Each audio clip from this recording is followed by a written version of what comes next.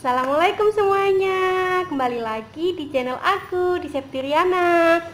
Teman-teman, kali ini aku mau berbagi informasi bersama teman-teman semuanya.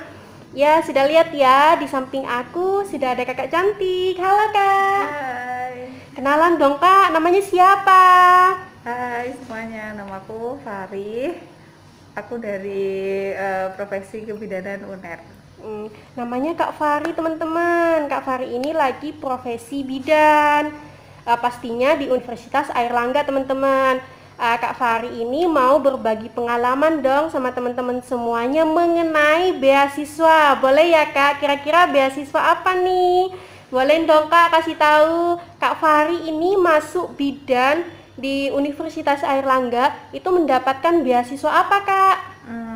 Alhamdulillah masuk UNER ini dapat beasiswa dari Bidik Misi. Kak Fari ini beasiswa bidik misi teman-teman. BTW bidik misi kalau sekarang itu namanya berubah jadi KIP ya Kak? Iya, jadi KIP kuliah. Terus Kak, kalau boleh tahu nih Kak, dulu pengalamannya Kak Fari ini ikut bidik misi itu kira-kira persyaratannya yang disiapkan apa aja, caranya nih Kak, tahu informasinya, tesnya juga terus gimana?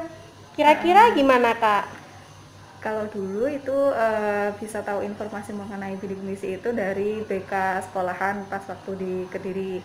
Terus dikasih informasi kalau ada pendaftaran bidik misi, jadi mengumpulkan persyaratan seperti misalnya slip gaji orang tua, kemudian ada pajak tanah bangunan, pokoknya banyak berkas-berkas yang harus dipenuhi, kemudian nanti disubmit di webnya bidik misi. Setelah itu nanti proses selanjutnya itu akan berlangsung lagi ketika kita sudah diterima di suatu universitas. Kalau misalnya saya di Universitas Airlangga, nanti proses selanjutnya itu ya di UNER, tergantung kebijakan dari UNER. Nanti ada tes wawancara. Sejauh pas waktu dulu itu sih tesnya hanya wawancara sama seleksi berkas, itu nggak ada tes tulis. Oh, enggak ada tes tulis. Kira-kira Kak, itu yang pengajuan awal dari sekolahnya atau dari Kak Fari sendiri nih? Dari sekolahan sih diarahkan untuk nyoba daftar bidik misi gitu. Oh, di ini tak Kak digabung jadi siapa aja yang pengen ikut gitu tak, atau diseleksi juga nih dari sekolahnya dulu? Jadi di kolektif gitu dari sekolahan siapa aja yang mau ikut, terus nanti dibantu didaftarkan oleh pihak BK-nya di sekolahan. Berarti teman-teman untuk beasiswa bidik misi itu atau kita sebut sekarang KIP itu juga di kolektif ya dari sekolahannya masing-masing teman-teman. Kak, mungkin dari wawancaranya apa aja sih Kak yang ditanyakan? Kasih tahu dong bocorannya. Agak lupa ya, tapi seingatku yang ditanyakan itu mengenai pekerjaan orang tua, kemudian di webnya kan kita juga memasukkan kendaraan apa aja yang ada di rumah, kemudian tanggungan orang tua itu ada berapa, nah itu di cross check kembali sama pihak panitianya, ditanyakan lagi, kemudian kalau punya saudara itu kelas berapa dan sebagainya, kayak gitu-gitu sih untuk wawancaranya. Terus Kak, misalkan mungkin kan juga dari segi rumah atau apa nih, kira-kira ditinjau nggak itu?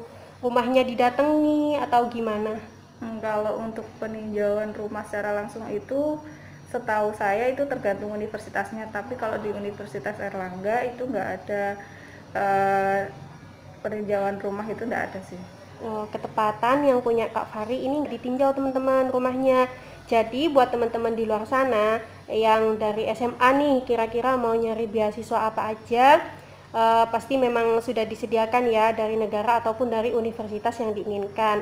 Namun itu juga informasinya bisa didapat di sekolahnya sendiri teman-teman, sama ya di luar sana juga ada pasti banyak dari internet yang sekarang ya Kak.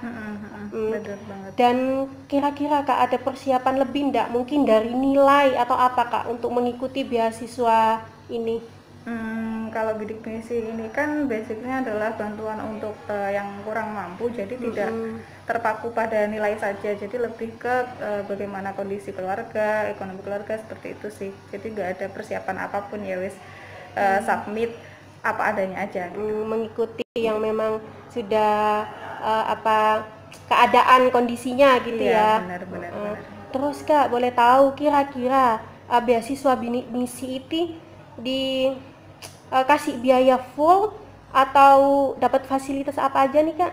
Untuk bidik misi ini jadi nanti kita nggak perlu membayar uang kuliah ya, kalau sekarang kan namanya UKT. Nah itu sudah di cover sama bidik misi. Kemudian untuk biaya hidup juga akan dapat, dulu pernah dicairkannya itu tiap bulan 650.000. Kemudian pada semester 3 kalau nggak salah berubah kebijakannya jadi 700.000 dan dicairkan setiap semester.